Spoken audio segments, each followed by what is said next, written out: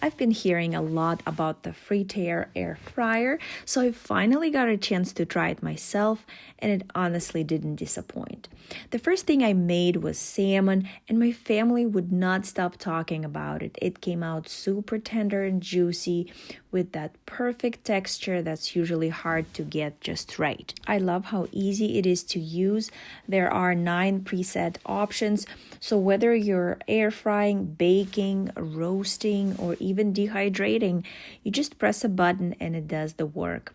And the 360-degree glass bowl is actually really nice. You can see everything cooking without opening it up. We also tried cooking steak in it, and that turned out just as good. The outside had that nice golden finish, and the inside stayed juicy and tender. It also comes with a rotisserie and a tumbling basket, so you can do things like a whole chicken or evenly crisp fries without having to flip anything, which is amazing. And probably one of my favorite features is self-cleaning.